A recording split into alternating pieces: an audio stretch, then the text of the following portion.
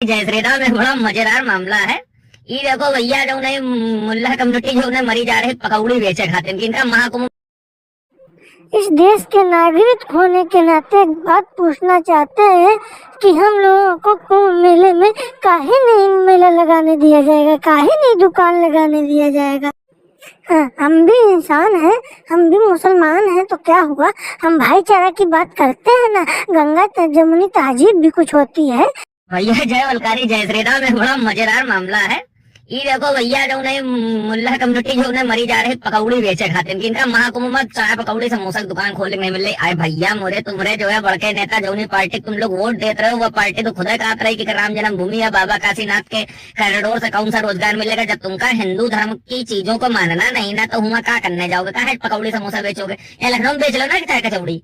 पूरी जानकारी लिए बता दें, बीएचयू यूनिवर्सिटी का एक रिसर्च बताता है कि एक व्यक्ति का आने जाने का खर्चा 3000 रुपए का होता है और 8 करोड़ लोग वहां अब की बार स्नान करेंगे। यानी पूरी पूर्वांचल की अर्थव्यवस्था मैटर क्या है।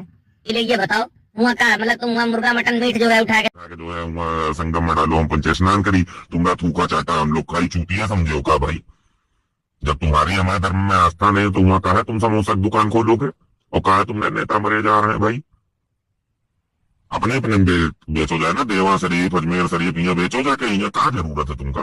बाकी चुतियापा ना करो यार बाबू, गुड्डा हो और तुम तो मुगलिया सल्तनत के हुआ हो।